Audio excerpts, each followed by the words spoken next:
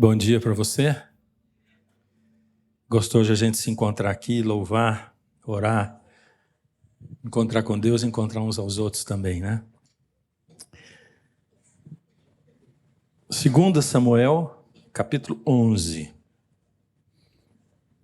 É o nosso texto para meditação hoje. Texto bastante conhecido, história bastante conhecida. E aí, quando é assim, eu vou pedir para você prestar mais atenção ainda, tá bom? Do verso 1 até o 5. 2 Samuel, capítulo 11, do 1 até o 5. Passado 1 ano, no tempo em que os reis costumam sair para a guerra, enviou Davi a Joabe e seus servos com ele, e todo Israel, que destruíram os filhos de Amon e cercaram a cidade de Rabá. Porém, Davi ficou em Jerusalém. Uma tarde se levantou Davi da sua cama e andava passeando no terraço da casa real. E viu uma mulher que estava tomando banho. Ela era muito linda. Davi mandou perguntar quem era e disseram a ele: é Batseba, filha de Eliã, mulher de Urias, o heteu.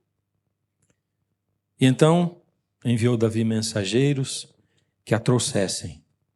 Ela veio, ele se deitou com ela. Tendo-se ele purificado da sua imundícia, voltou para sua casa. A mulher concebeu e mandou dizer a Davi: estou grávida. Fecha os olhos, vamos orar mais uma vez. Deus amado, nós estamos aqui reunidos diante do Senhor, Pai, para recebermos a sua palavra, para recebermos aquilo que o Senhor tem para acalentar o nosso coração, para nos alertar, para nos dirigir. Então nos ajuda a abrir mente e coração para receber o Senhor, por favor, Senhor. Nós oramos em nome de Jesus. Amém. Eu preguei uma série um tempo atrás aqui, há não muito tempo, e preguei um texto lá do fim da vida de Davi, quando ele faz o censo. E eu disse, Davi aqui sentiu um negócio que ele sentiu um pouco antes, em 2 momentos da vida dele, e esse é o momento em que ele sentiu a mesma coisa do que no censo. Quando a gente olha para Davi,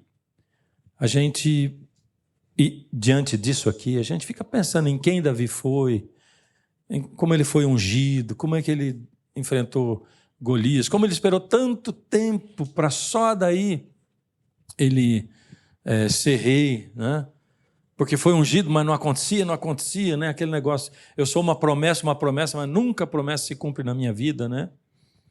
E como ele se manteve e tal, e como Davi foi chamado homem segundo o coração de Deus e tal. E a gente vê um pecado desse, porque a gente conhece a história, sabe que ele não só adulterou, mas logo em seguida ele mandou matar Urias também, então ele adulterou e depois assassinou. E a gente sente um negócio assim no coração, né? E talvez o primeiro pensamento é, mas como é que Davi, sendo quem ele era, foi cair numa coisa dessa assim? Como é que ele foi pecar desse jeito, né? E às vezes a gente pensa isso de algumas pessoas que vivem na nossa época, né? Principalmente quando se trata de pastores, né? Pastor fulano tal adulterou. Meu Deus, mas como é que pode? Como é que pôde acontecer aquilo com ele e tal, né? Esse é um sentimento humano, mas que faz com que a gente olhe para o outro e para o erro do outro como se a gente não tivesse erro, né? Como se a gente não tivesse defeito nenhum. E como se aquele tipo de pecado que o outro cometeu fosse pior do que os pecados que muitas vezes só eu e Deus sabemos, porque não é o mesmo pecado, mas é pecado. Já vi um monte de gente dizer assim, mas como, meu Deus, fulano de tal, como é que ele adulterou? Mas nunca vi ninguém dizer assim, gente, mas como, fulano de tal, como é que depois de tanto tempo ele ainda continua sendo orgulhoso? E o orgulho é o pecado inicial, fundamental, original, né? Aquilo que fez com que Lúcifer se orgulhasse e se sentisse maior do que Deus, né?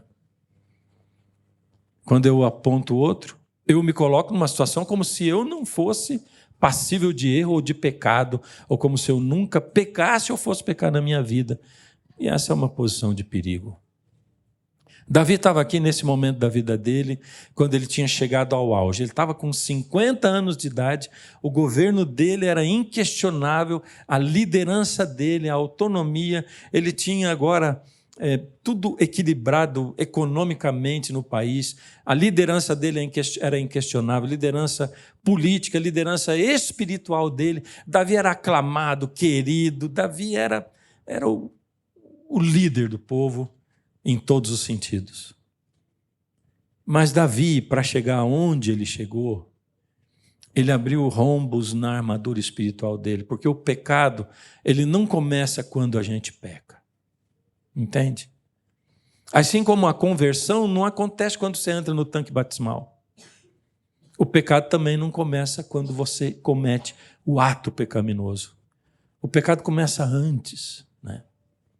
E quando a gente volta um pouquinho na vida de Davi, a gente começa a descobrir alguns momentos, ou o momento em que Davi começou a pecar.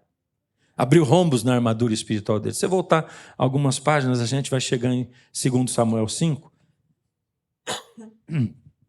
No verso 12 diz assim: reconheceu Davi que o Senhor o confirmara rei sobre Israel e que exaltara o seu reino por amor do povo. Então, aqui está a primeira coisa. Aqui tem uma coisa boa e uma coisa ruim. Primeiro, que Davi reconheceu que o Senhor o exaltara. Beleza, coisa boa. Eu reconheci, o que eu tenho, Deus me deu. Mas daí, para o que vai acontecer em seguida, nós podemos reconhecer que Deus deu e nos exaltar assim mesmo, é ou não é? Olha onde eu cheguei. Obrigado, Deus, o Senhor me deu tudo isso aqui, mas eu batalhei muito. Olha onde eu cheguei. Nunca imaginava, eu era um menino lá do interior, olha, e de repente não pensava que eu ia chegar, mas olha onde eu estou aqui, olha. E a gente olha de onde a gente está por cima das outras pessoas, e Davi se satisfez com aquilo que era o reino. Ele tinha colocado as fronteiras 100 quilômetros mais, né? Ele tinha ganho um monte de batalha, o país estava financeiramente maravilhoso, a liderança dele, Davi olhou e se satisfez e disse: uau, cheguei aqui. E aqui está o grande perigo, porque para a gente se exaltar, a gente precisa se desligar de Deus. O pecado, ele começa quando a gente desliga de Deus. Aí a gente fica vulnerável para o pecado. Entende como é que é? Os discípulos caminhando com Jesus, e de repente Jesus está sozinho lá na frente e eles estão atrás. Por quê? Porque eles queriam conversar sobre quem seria o maior. E para competir quem seria o maior no reino de Jesus, não dava para pecar junto com Jesus. Então eles tinham que distanciar de Jesus. E toda vez que a gente distancia de Deus, corta comunhão, relação com Ele, a gente fica vulnerável. Vulnerável. Quando você tem tempo para todas as coisas, menos para Deus. Vulnerável. Porque daí Deus não aquece mais seu coração. As dúvidas acontecem. E você está livre para pecar.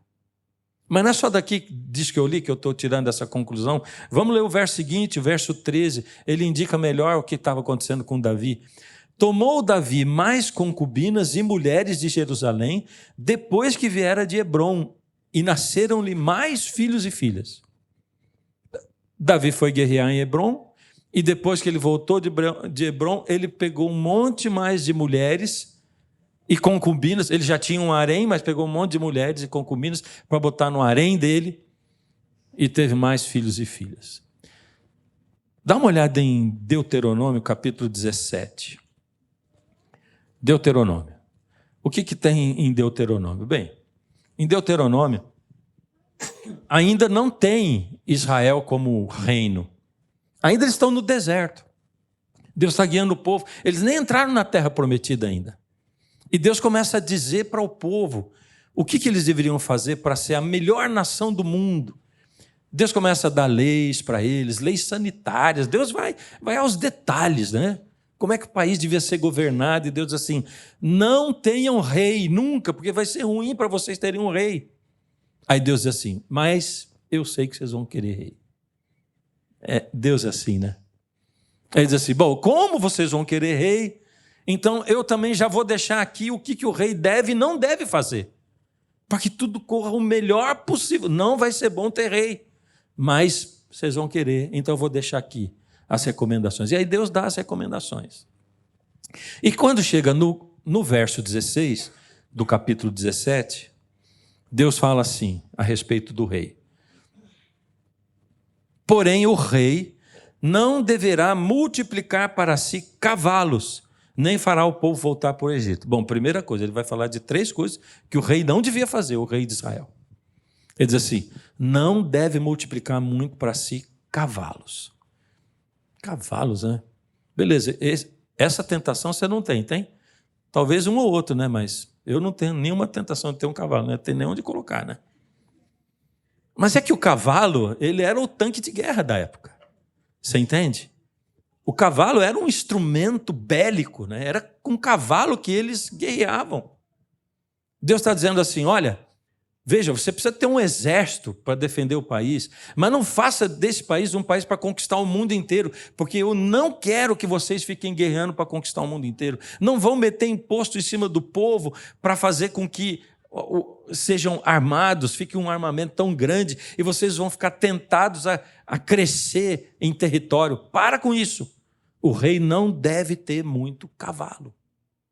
Aí Deus diz outra coisa. Tampouco para si multiplicará mulheres para que o seu coração não se desvie. Opa, está vendo aqui o Davi voltando de Hebrom lá? E pegando para si mais mulheres e concubinas? E ele sabia o que Deus tinha dito. Porque depois que você corta o relacionamento com Deus e que você se torna vulnerável, aí o inimigo vai fazer de tudo para conduzir você num caminho de pecado. Então Deus diz assim, não. E Davi disse sim. Simples assim. E aqui está a primeira regra, não diz não. Não diz sim para aquilo que Deus disse não. Mas por que não? Não entendo. Por que não? Não interessa por que não, entende? Você consegue explicar para o teu filho por que não de todas as coisas? E às vezes você diz assim, filho, só confia, só faz. Não. Não tem como te explicar agora. Não. E Deus faz isso algumas vezes. Para a maioria das coisas, Deus dá explicação. Ele dá motivo para a gente entender. Mas para algumas coisas, Ele não dá. Ele só diz não. Eu fico imaginando, por exemplo, lembrando do Abraão. E Deus faz um pacto espiritual com Abraão. Abraão, aqui, tua parte, minha parte, vamos fazer um pacto aqui. E Deus faz um pacto com Abraão. E Deus diz assim, agora para selar o nosso pacto, circuncida você e todos os homens. Se eu sou Abraão, eu vou dizer assim, mas Senhor, mas o que tem a ver uma coisa com a outra? Presta atenção, Senhor, não inventar nem anestesia nem um bisturi ainda. Vai circuncidar eu e todo mundo. Por quê? O que tem a ver um pacto espiritual com a circuncisão? Deus não explicou por quê. Simplesmente circuncida. Bom, quando a gente vê hoje aí os estudos, né, científicos, a gente vê que, por exemplo, não é por causa disso, mas, por exemplo, o menor índice de câncer de colo de útero em mulheres está entre as judias, porque os maridos são circuncidados. Não é exatamente por isso, mas Deus queria um povo saudável, né? Um povo diferente, né? Não, Davi disse sim. Abrindo rombos na armadura espiritual. Sabe como é que é, né? Ficando cada vez mais vulnerável. Tem uma terceira coisa que Deus disse para o rei. Ele diz assim, nem multiplicará para si prata ou ouro. Olha, Deus é o Deus do contrário mesmo, né? Pensa bem. O camarada é o rei e Deus diz assim, beleza, seja o rei. Não vai ficar a vida inteira fazendo guerra. Não pense em conquistar o mundo. Eu não quero que vocês sejam um império mundial. Segundo, para com esse negócio de pensar em mulher como objeto. Mulher não é objeto do seu prazer. Você não deve multiplicar mulher para você quando for rei. E terceiro, Não seja riquíssimo, porque tudo isso aqui vai desviar você do caminho. O teu foco vai estar voltado para coisas que não vão elevar o teu caráter e nem a tua fé comigo. Então não faz isso. Mas Davi disse sim, porque Deus tinha dito não. E aí, o caminho não para aí, né?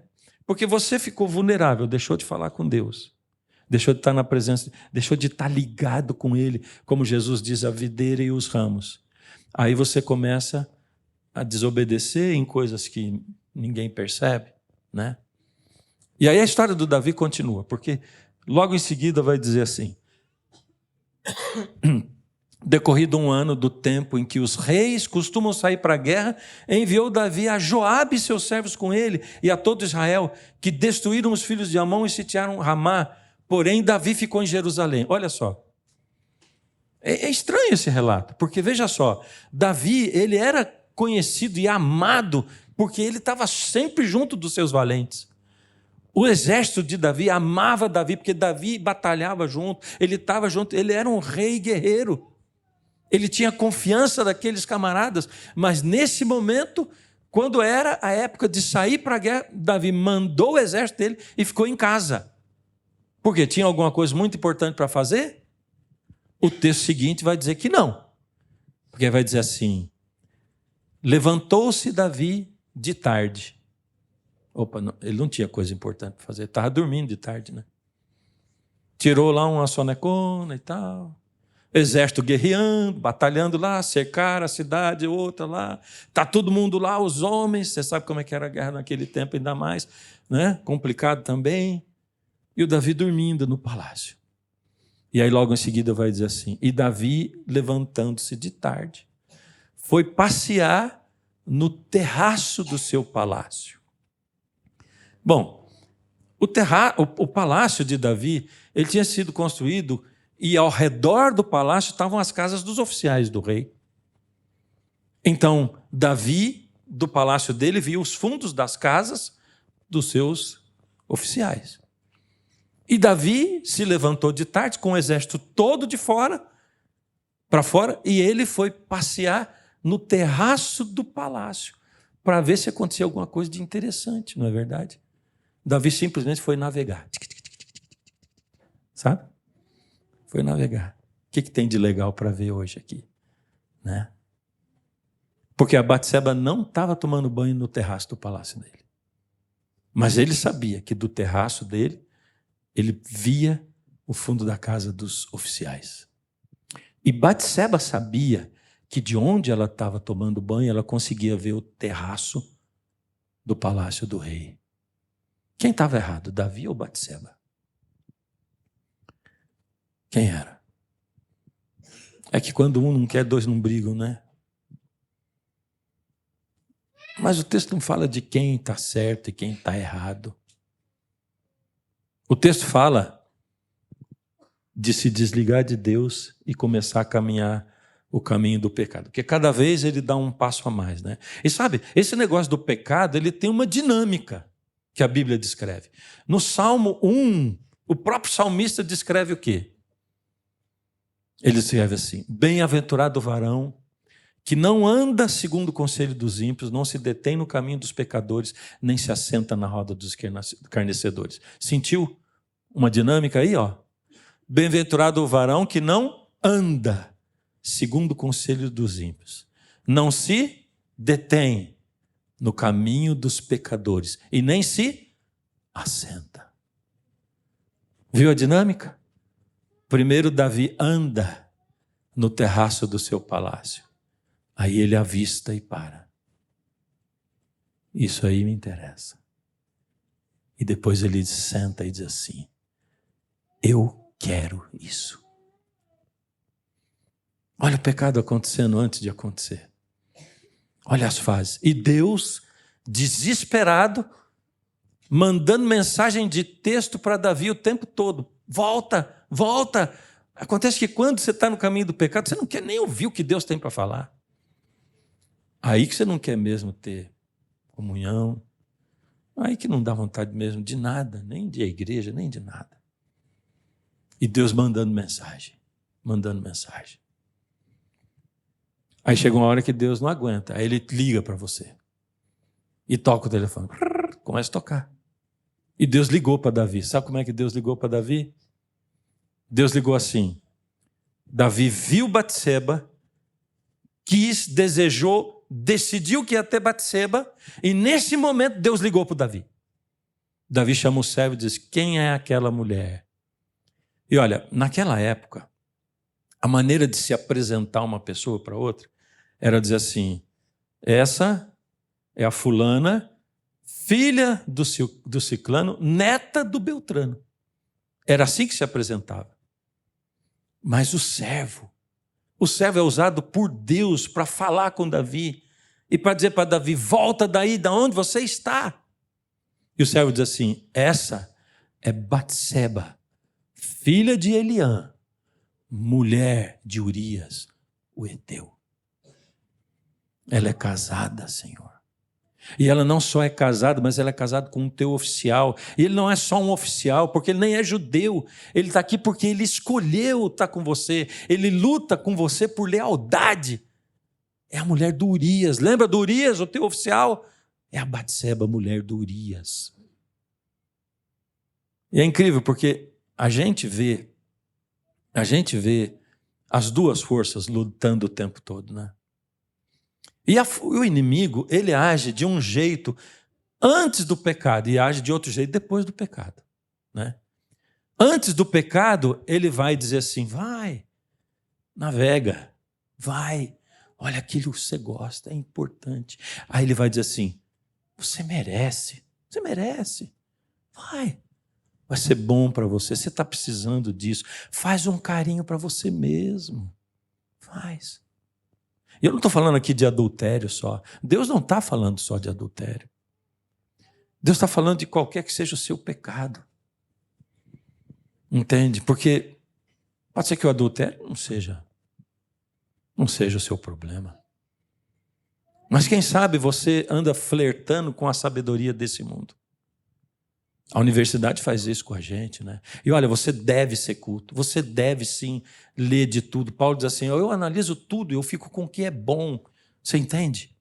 Agora, no momento que você começa a flertar com a sabedoria humana, Deus vai dizer assim: olha, a sabedoria humana é loucura para Deus. E é por isso que a sabedoria de Deus é loucura para eles. Você está entendendo? No momento que você se abrir para a sabedoria humana, você vai chegar num momento, quem sabe, quando você vai deixar até de acreditar que eu exista. E aí vai ser muito difícil para você voltar daí. Está entendendo? Então Satanás empurra, vai, você merece, você quer, você não pode ficar sem isso. E de repente Davi cai. A partir daí muda o relacionamento agora. E a maneira como o inimigo age, né? Porque a cena que a gente vê logo em seguida é assim: e a mulher foi para sua casa e ela concebeu, e aí ela mandou dizer para o rei assim: estou grávida. Percebeu a mudança? Depois que o pecado aconteceu, ele diz assim: daqui você não consegue sair mais, você está desgraçado. A tua vida já nunca mais vai ser a mesma. Você está acabado. É mentira, viu? É mentira. Você não está acabado. Pode ter consequência? Pode, lógico. Mas você nunca vai estar acabado para Deus. Mas o inimigo vai dizer assim: agora você tem que consertar. Conserta isso. Conserta. Cuida para ninguém descobrir. E ele vai fazer de um jeito com você que quanto mais você tentar consertar, pior vai ficar. Porque você não pode consertar. Eu não tenho como consertar o que eu faço de errado. Eu não tenho como reverter o mal que eu causo, o erro que eu cometo. Eu não tenho como reverter. O único que tem condições de fazer isso na minha vida é Deus. Então, ao invés de mandar você consertar, Deus não vai dizer assim, agora vai lá e faça a roupa para vocês, porque vocês estão nus. Não. Deus vai dizer assim, deixa que eu faço uma roupa de pele de cordeiro, porque eu estou morrendo para limpar a barra de vocês. Eu vou lavar vocês no meu sangue, e você não é justo, mas eu vou considerar justo se você quiser. E vai ser assim, ó, de graça. Você não tem que fazer nada. Só ligar comigo aqui de novo.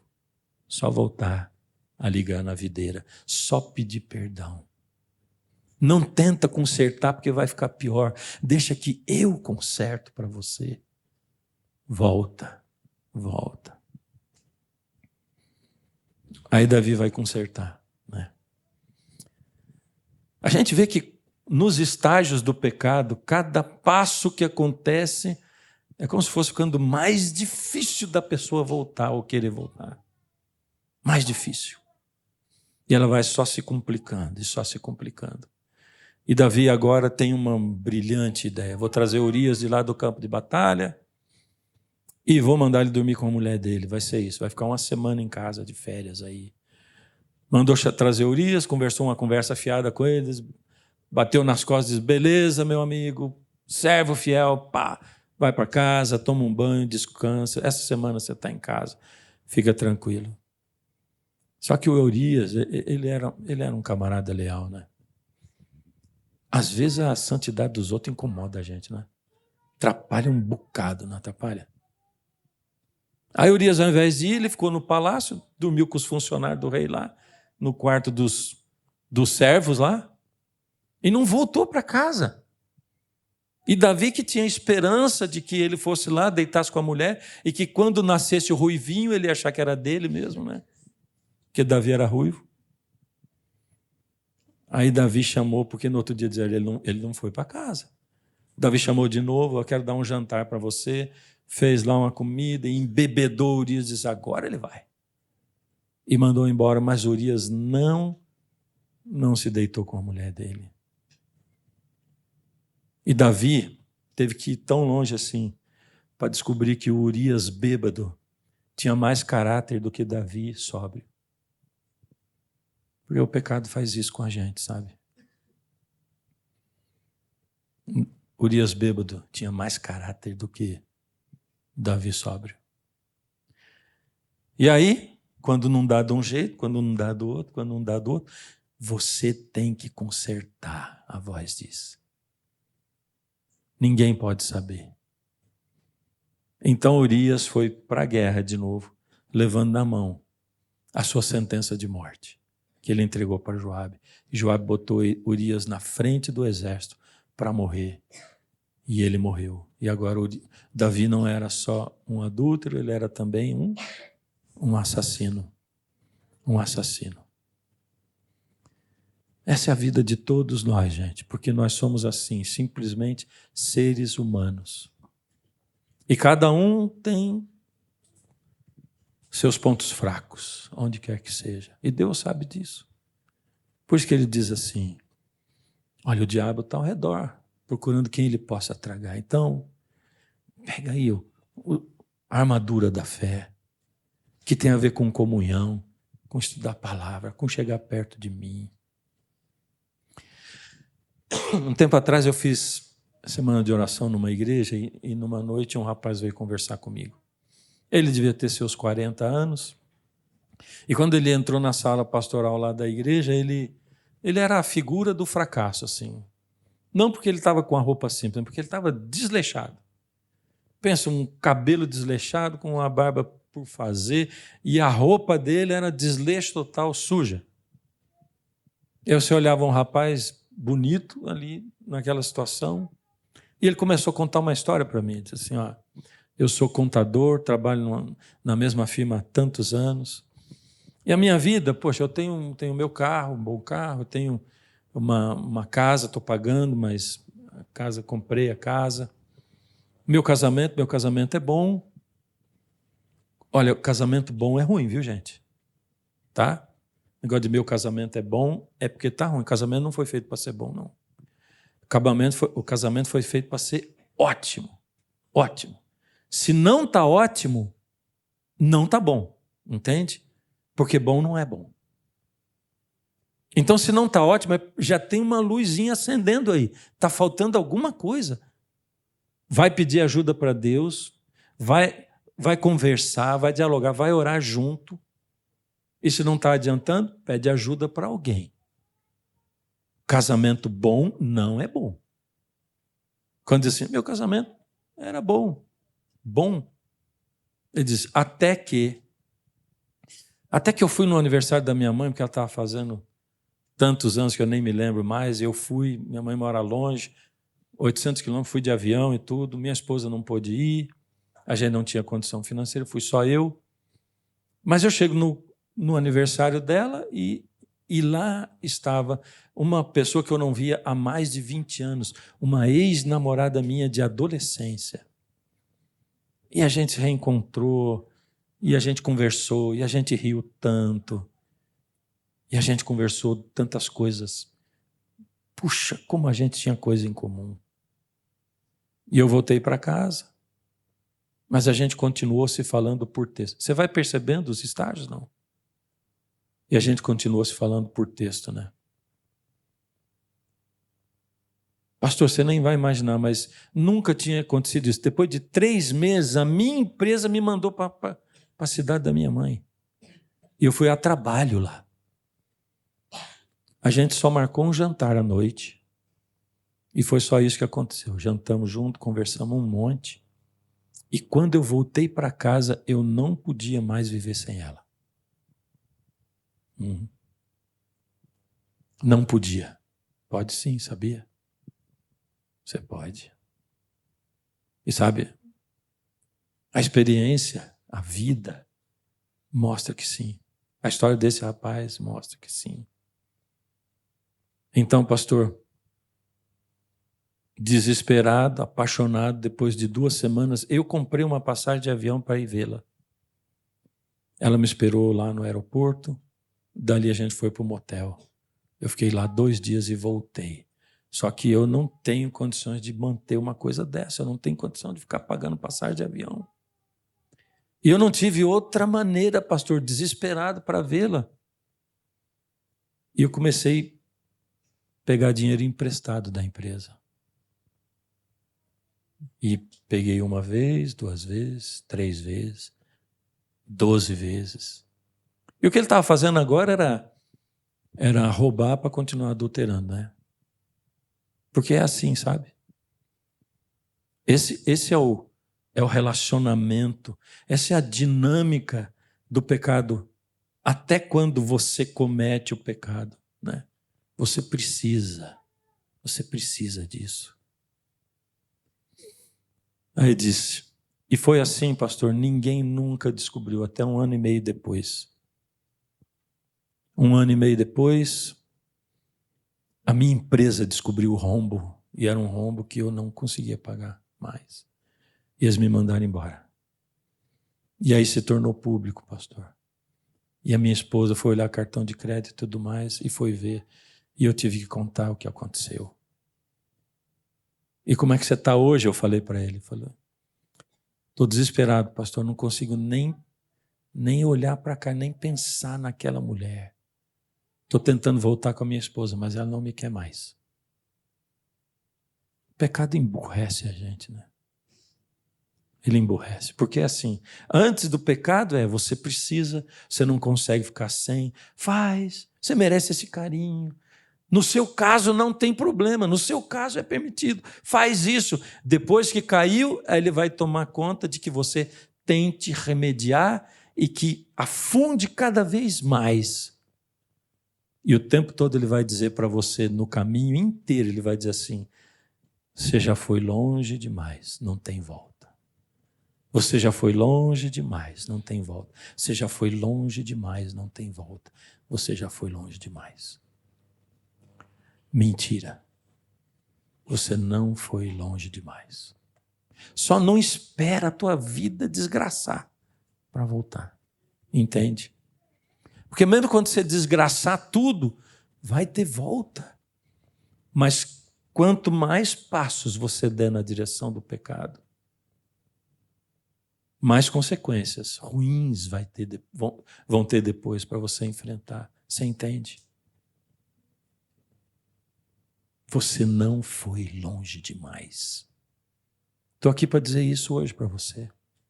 Porque quem sabe Deus está mandando mensagem de texto para você. Quem sabe? Mas você não está querendo atender ou não está vendo.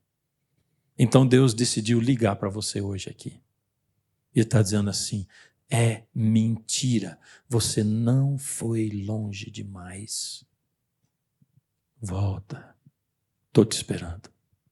Estou te esperando. Eu não sei em que momento você está da sua vida. Quem sabe você está só ali naquele momento que você deixou de ter comunhão, né? Deixou de depender de Jesus, de estar conectado com a videira, né? Eu não sei que momento você está. Eu não sei se você anda, já está trilhando no caminho do pecado. Eu não sei se você está tentando remediar alguma coisa. Mas saiba de uma coisa, se uma voz te diz que você já foi longe demais, você não foi longe demais, porque para Deus não tem longe demais. Não tem pecador demais. Não tem miserável demais. Não tem cruel demais. Não tem. Deus é aquele que veio para salvar pecadores, que se deixou ser cuspido. Os discípulos olhavam para ele e diziam assim, está faltando iniciativa, Jesus.